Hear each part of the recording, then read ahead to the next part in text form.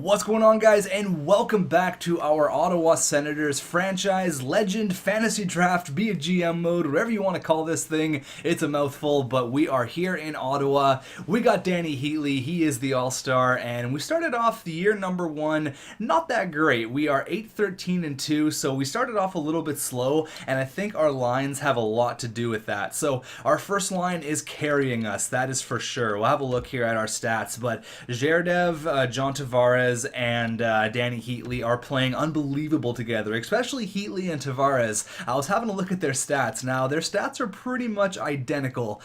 He has 29 points, he has 28, so Tavares has one more assist. Tavares also has 2 more penalty minutes, both a -6. Tavares has 1 more power play goal. They both have 2 game winners. Obviously, Heatley shoots the puck a little bit more. Something else that is kind of funny is that their time on ice, or sorry, their minutes, whatever, how many minutes they played on the ice, they've played 418 minutes exactly, both of them. So when one's on the ice, the other hops right on. They do not miss a shift. So that's pretty cool. They are like 2 peas in a pod. These guys are becoming best friends, Heatley and Tavares. But Nikolai Zherdev is no slouch either. He's got 24 points and 20. Our second line's doing pretty good. I mean, it's not bad, but I'd like to spread out the scoring a little bit. So I think I'm going to go ahead and I'm going to move either Rick Nash or Mike Camilleri down to the third line and probably bring up Sven Baertschi to the second, and maybe I'll figure out something to do with our defense as well. Now, Baertschi's only 82 overall, or I could even move Riley Smith up there, but I think Sven Baertschi definitely has a higher upside with the high top 6. You guys are telling me he can get to like 87, 88 overall if we grow him right. He is 24, so he is a little bit, I guess not on the older side, but his window is definitely closing to become an elite player there, 24 years old. By the time he's 26, 27, should be capped out. So I wouldn't mind seeing Sven Baertschi at like 86 overall. That'd be a really nice secondary scoring piece for our team behind Tavares and Heatley. Those are our 2 main pieces. I mean, you got to give some love to Zherdev too. Zherdev is going to be a beast for us as well. But 94 offense, 90 defense, and 91 goaltending. Now, before I edit up the lines here, I want to throw up a comment here from WhitePaw60. He says, "Oh God, he kept the best rookies he had scratched. The 4th liners to start the season should be on the top line in the AHL, not scratched. Krause is 75 and 19 years old. Oh my God." Yes, you're right, but you're also wrong. In order to send Krause down, he's not old enough to play in the AHL. So I actually had to send him down to the juniors. I had to send him back to the Kingston Frontenacs where he plays junior. Well, I guess where he played. Now he doesn't in real life. But in the game, he's going back to junior for 1 more year. Yes, he's 75 overall at 19. I would have loved for him to play in the AHL, but he wouldn't allow me to. I couldn't do it. So you're wrong about that, and you're wrong about everything, because everyone is playing in the AHL that I had. We got Taylor Radish in there, and we got everyone that we originally had, Riley Barber as well. Jesper Fast is a guy that I signed in free agency, but I may go ahead and put Riley Barber up there. He seems to have a bit more upside. He is 2 years younger, right wing sniper. They're both pretty much the exact same player, actually. But here's hoping that Riley Barber excels with the first line minutes there with Johan Larsson. We definitely got a good core here in our AHL. I wouldn't mind getting some more young guys to fill out this team eventually, but I think we are doing okay. Our defense definitely needs some work, so if there is any defenseman that I can have a look at, maybe in free agency or via trade, I definitely will. And Oscar Dansk and Linus Soderstrom, I think is how you pronounce his name. He is a 20-year-old medium starter. Now, we got him in the fantasy draft from the New York Islanders, so that's definitely a nice piece. He's 20 years old. He's a little bit younger than Oscar Dansk. He's a low backup, but I think Linus Soderstrom is going to be a big piece to our team. Now, another thing I want to talk about here is Pascal Leclerc. Now, a lot of you guys are saying the reason why you're doing so bad is because Pascal Leclerc is blind. Sean Avery says Leclerc is the first blind person to play in the NHL. His vision is 66. What was I doing when I created this guy? I must have let that one slip. I know I made his durability pretty low, but his vision is 66. So I don't know, the team doctor's got to go ahead and get this guy some special pair of glasses that are like 3 inches thick so he can see the puck. 66 vision, oh my God. But that could be a problem. I really hope that doesn't hinder his growth at all. It may a little bit, but I'm actually interested to see how this turns out. But yes, he is legally blind, and I'm actually a little bit nervous to see how that's going to pan out. Now, before we go ahead and edit up the lines and get into the simulation here, I want to talk a little bit about Leon Draisaitl. Now, I got a ton of comments saying you should change him over to a playmaker, and it does make sense. So I went ahead and I did that. I changed him from a two-way forward to a playmaker because in real life, I mean, he is a playmaker. He is a beast out there, and he does have 89 passing. So I changed him over to a playmaker. I'm not a huge fan of tweaking with players' player types, but for this, it really does make sense. He has 15 helpers, 2 goals. I think that is going to help out the line a little bit. But what I am going to do is I am going to change a little bit up here. We already have a power forward, a playmaker, and a sniper. See, maybe that'll even it out a bit. Maybe if I move Sven Berchi up and I send Mike Camilleri down to play with Brandon Sutter and Riley Smith, I think that wouldn't be that bad. Let's just change up our left wingers here. Let's try to spread out the scoring a little bit. I think moving Sven Berchi up is going to be a decent move, and then sending down a vet to play alongside Brandon Sutter and Riley Smith. So I like that move a lot. We're going to see how that works out for us. Now, we discussed contracts and a bunch of people we think we should trade away or we shouldn't trade away regarding their contract, and Rick Nash came up because he's making $7.8 million. That is a ton of money. Now, Thomas Erickson said, keep Rick Nash's contract. He's a solid player and he's not interfering with any other major player's contract. Tavares' contract expires in the same year, so just think of it as you are keeping both, and the pay cut that Nash will take will likely get eaten up by Tavares' new deal. So you know what? I really like that. That gives me a better understanding of it, and I feel better now that Rick Nash is making $7.8 million because he's not going to want that much, obviously, when he re-signs, if we re-sign him. So Tavares is going to get that money and some. So I'm definitely okay with that deal. I don't mind Rick Nash at all. I think he's still a very serviceable player, and I think he's going to help out our second line here. So moving on to the defense here, one thing that I noticed is that we have all two-way defensemen except for Connor Murphy. Now, he's making a lot of money as well, $3.85 for 6 years, so I really hope he pans out. If he tops out at like 85 overall, that's pretty decent, but anything below that, it's not looking good. Plus, he's a low top 4D. That's a bit sketchy. But what I am thinking of doing here is moving up more of an offensive guy to play alongside of Fetisov, so I may move up Provorov to play alongside of Fetisov. So got all these ovs going on. Get a nice Russian pairing there with a Canadian and an American with Ryan Murray and Zach Bogosian, and Connor Murphy and Joe Morrow. So I think we're all ready to go. That was a lot to go over, but we did a couple of things. But actually, one thing I have to do before that, I have to set our captains. I had to set our captains and our assistant captains. I think the game automatically throws the captaincy on the best player on your roster.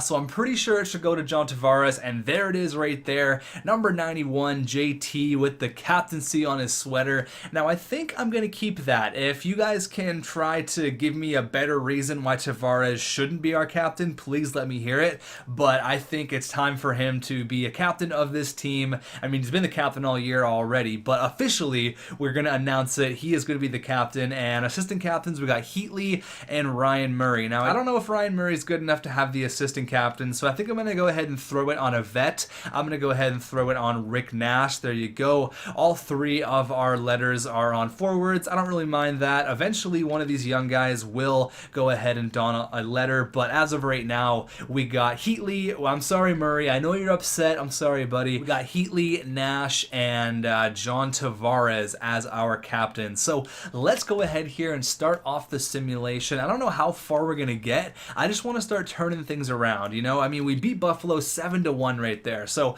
we got all the confidence in the world, but we are kind of a weird team because we get spanked 6-1, then lose 3 or 4 games in a row, then we have a dominating win against a pretty good team in Buffalo, and then we're probably going to lose to a mediocre team in the Philadelphia Flyers. So we need to start stringing some wins together early on. Let's go here. First period, 1-0 Chris Letang. All right, period number 2. Okay, 3-1. This game's not looking good. Joshua Bailey and Boreas Salming score for them, and then Rick Nash with his new assistant captaincy scores a goal there right below the blue line. Hopefully we can come through with a big third period. Oh, we do just that. Camilleri gets one, Heater gets one, and then Maroon gets another right in front of the net. All right, the comeback kids. There you go. We score 3 against Kirk McLean in the third period, and we've won 2 in a row. All right, I like it. Now we gotta do something with this 2-game winning streak. If we lose 2 games in a row, that 2-game winning streak didn't happen. We're back at square one. So let's make it 3 here up against against the Florida Panthers. I believe they have a pretty good record. Yeah, 14-9-2. It's not great, but it is better than us. Another shootout loss. Okay, you know what? We got the point. It's not bad. Up against a team against Pittsburgh who have a very shitty record, so we should be able to beat a team like the Penguins here. Let's go. They got Burnaby Joe. We got Danny Heatley. Legend versus legend. Let's go. Period number 1. All right, 2-1. Joe Sakic and Carl Soderberg, and then Mike Camilleri scores there on Matt Murray. Period number 2. All right, another big period. The captain Tavares and Zach Bogosian scores a goal. What are you doing down there by the hash marks, buddy? Scores a big goal. Third period. There you go. Another strong third period. Tobias Reeder tries to make it interesting, but we make it 3 in a row on a game-winning goal from Riley Smith. There you go. Another 4-3 victory. That's a big victory there. That's a confidence-building victory against a team that's kind of in the same ballpark as we are, but we're pretty close to turning this thing around. I mean, 3 or 4 more wins, and we have an above 500 record. Up against the Sharks, they have a really good record, and they destroyed us there 5-1. All right, guys, we got owned. Now let's get back on it here. Let's come back with a big victory against the Kings, who have a really good record as well. Come on. 4-2 loss. See, now our little 3-game stint there, our 3-1 stint is now over because we lost 3 in a row. So we're streaky in a bad way, and we're 10-16-3. That's not good. Our AHL team is doing great, 16-7-1. I changed up the lines a little bit, but I mean, look at that. We've lost 4 in a row after we won a couple of games, and then all that is for nothing because we are 10-17-3 up against the Devils. God, can we at least win them? There we go. We got a victory. I said, could we at least win one? And we got a shootout win, so I'll take it. It wasn't pretty, but we got it done. Let's go ahead and scout the states here and get the game against the Islanders done, 4-2. See what's going on for everyone stat-wise at the end of this month. Maybe we'll try out a few more things regarding our lines, and then we will continue on with the simulation. I may make a few weird line changes just to kind of change things up a bit, but there you go. We've won 4 straight against the Islanders, the Devils, the Hawks, and the Ducks. Could we make it 5 against the New York Rangers? They don't have a very good record, and of course we lose. But you know what? A 4-game winning streak, that's pretty good. I'll take it. Up against the Detroit Red Wings, who have a really good record, so this will be a nice test for us here. I don't think we're quite out of it yet. I mean, we're streaky, but we could be streaky with victories too. There you go. Danny Heatley scores on Carey Price, first shot of the game. First period. 3-0. There you go. Patrick Maroon, Brandon Sutter, and Danny freaking Heatley. I might move Patrick Maroon up. He's been doing pretty well for us. Period number 2. All right, 4-1. Rick Nash gets another one, and Zdeno Chara scores, breaking the shutout for, Jonathan Bernier's in the cage. I was going to say for the blind man, Pascal Leclerc, but let's go here, third period. Oh my god, we almost blew it. Holy shit. They score 3 straight to tie up the game, and then Nikolai Zherdev is like, no way this is happening, buddy. He scores 1 on Ben Bishop, then he scores the empty netter. Nikolai Zherdev went into beast mode there, had 3 points. Heatley had 3, Tavares had 3. Seriously, that line is just disgusting. It's so much fun to play with. They are ripping it up right now. So let's see how everyone's doing in the stats. Let's see how we're doing in stats. We've got to work on the power play, got to work on the penalty kill, all that stuff, and then we maybe get 1 more month done. Our AHL team is on their game though, 23-7-3. They are just killing it. But let's see where we are. I think we're gonna be near the bottom there. Exactly, there we are. So we're a few points behind Toronto, and then we're definitely looking up here at Florida, at Tampa, and at the Detroit Red Wings, because they are quite a bit ahead of us in the stats department. But it's okay, because if we win 4, 5, or 6 straight, I mean, we just won 4 straight, and I mean, honestly, anything's possible. So John Tavares leading the way with 44 points in 36 games. The guy is unbelievable. Exact same thing with Danny Heatley. I mean, our first line is all over a point per game. That's so impressive. And Heatley's up to a 91 overall. Holy crap. We got Leon Draisaitl with 26 and 36, since changing him over to a playmaker. He hasn't scored, but he's got a ton of assists. Brandon Sutter's got 19. Camilleri's got 19. Nash has 14 goals, but only 4 helpers. So it looks like Draisaitl, and looks like Nash doesn't want to feed the puck to anybody. Riley Smith, Ryan Murray. Where is Fetisov? Why does he only have 5 points? Or sorry, 7 points, 5 goals, 2 helpers. That's so weird. Because when I did the simulation, I did like a test sim, and I think he was in like the top 5 5 for defenseman scoring. He's only got 7 points. That's really weird. Patrick Maroon's doing great there, 10 points on the 4th line. Connor Murphy has 1 assist, minus 17. Ouch. Yeah, I think there's definitely some room for change on our team, but I don't know if are we prepared to be a playoff team this year? As of right now, I don't think so. I just don't think we really have what it takes, not only to make the playoffs, but to go deep in the playoffs. Pascal Leclerc is listed as a backup goalie, so you guys were telling me that, listed as a backup, so we may not simulate that well, and maybe that's a part of our problem. So if we could get maybe a 86, 87 overall goalie, is that a smart idea, or do you guys believe in Pascal Leclerc? Because that 66 vision could be a huge problem for us. Rookie skaters, all that stuff. We'll have a look at everyone else. Have a look at our entire league for rookies, all those guys. We got Patrick Laine, Nylander, and Matthews. They 28 and 22 points, and then Patrick Laine is far ahead of everyone else.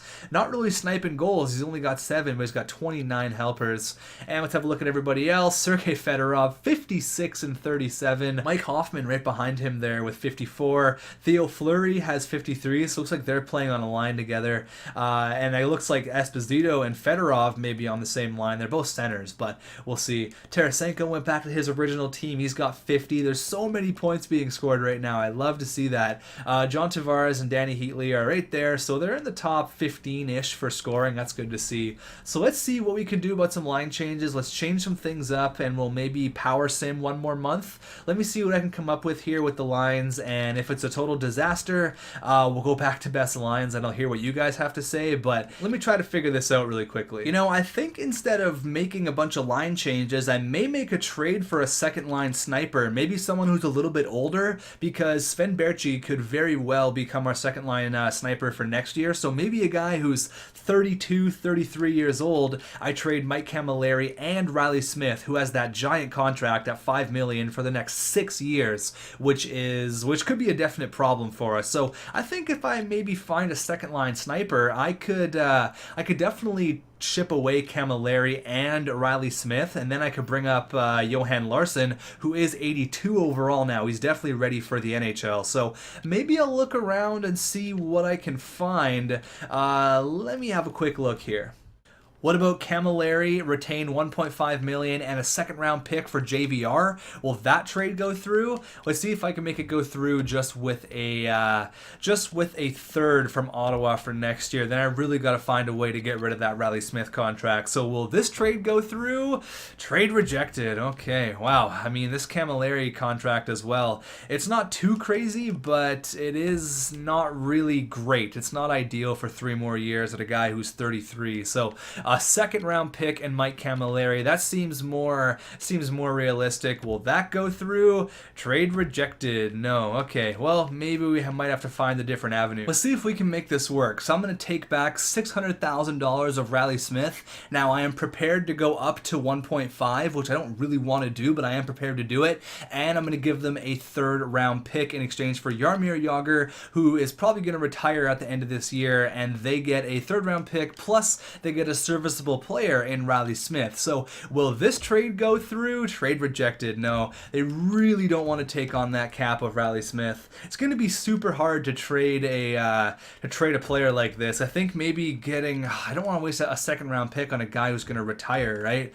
I'd rather, oh god, this is way harder than I initially thought. This is a terrible contract, and I really want to get out of this ASAP. So I've been sitting here for like 20 minutes trying to find a trade that's going to work, and I cannot seem to make something work with Riley Smith. I've tried to add picks, I've tried this and that, but I really don't know how to get rid of a big contract like that. Do I have to add in a first round pick? And in return, what can I get? Because I really want a player like something like Jonathan Drouin or Dylan Larkin. Drouin would be great for the second line, but I just cannot make a trade for Riley Smith. There's no way I'm going to be caught up for the next 6 years. So if you've ever dealt with a big contract like this, and obviously teams are going to be wary of it, do you have to add bad prospects? Do you have to trade it for like a third, or like what's the deal here? Because if I have to trade Riley Smith for a third, I will. I'd rather not, but I will.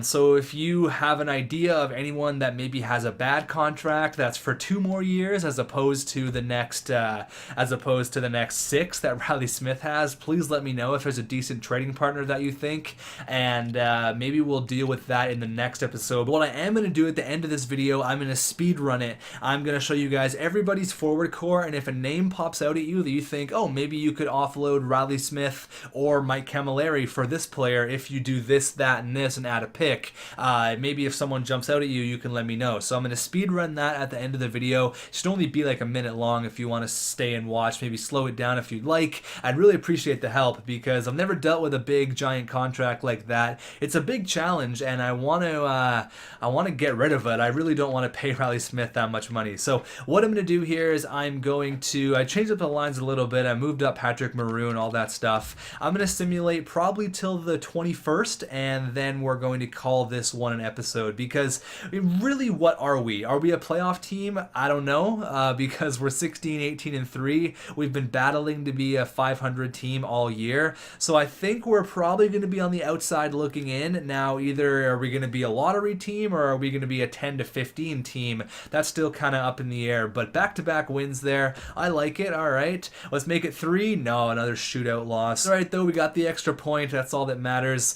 Game against Pittsburgh, they have a terrible record, 11-28-2, and there's a big 6-4 win. So let's go ahead here and slow sim back-to-back games against Toronto. We got one on the 14th and one on the 21st. Hockey night in Canada, we got a little home-and-home action. A nice little battle of Ontario here. Let's go. First period, Jakob Silverberg scores, the guy who's killing it in the playoffs for the Ducks right now. Period number 2. Oh man, Teddy Purcell scores and Adam Henrique scores. We get shut out 3-0. So let's see if we can get our revenge in a week in Hockey Night in Canada against the Toronto Maple Leafs once again. But prior to that loss, we won 3 of our last 4, so that's definitely a positive. And we're almost a 500 team, but that loss against St. Louis definitely doesn't help.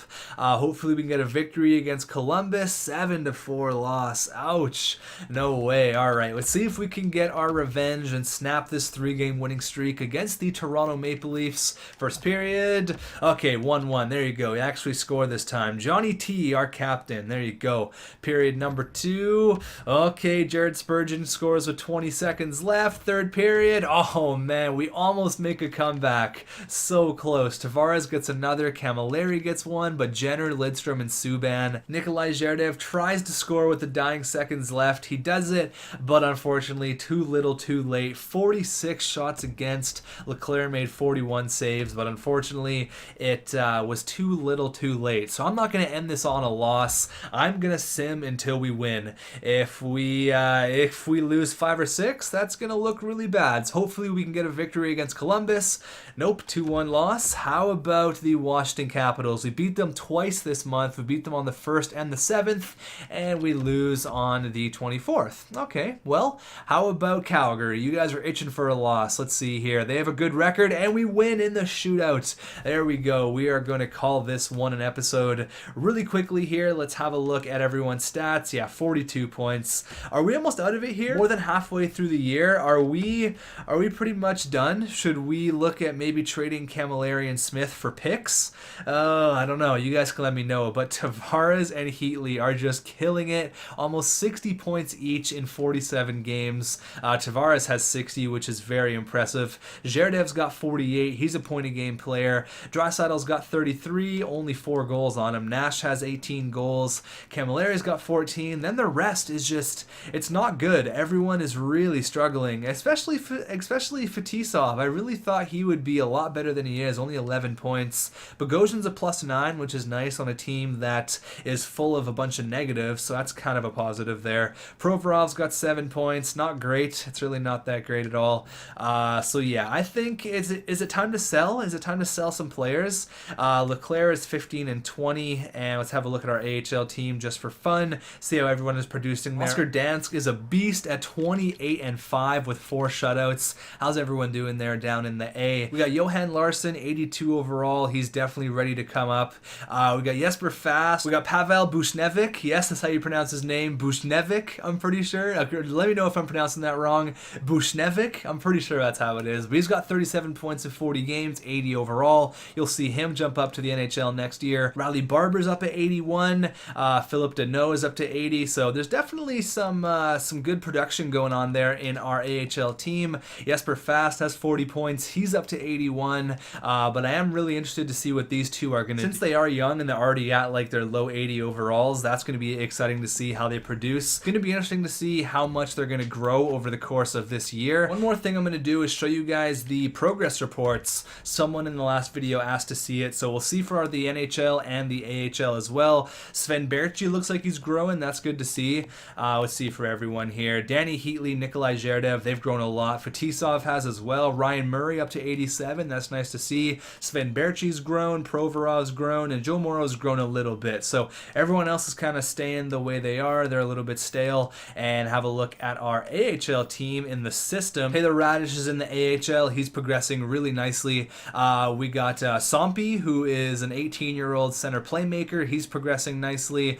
Oscar Dansk as well. It's looking really nice. Riley Barber, Bushnevic. Lawson Krause is playing in Kingston in the Ontario Hockey League, so you won't be seeing him till next year. But there's everyone, guys. Thank you for watching. I'm going to speed run everyone's forward core at the end of this video, and you're going to see it. Let me know if a trade pops out at you, or do we simply just straight up go for picks? Do we go all in this year and we're sellers at the deadline? So let me know, and I will see you in the next one.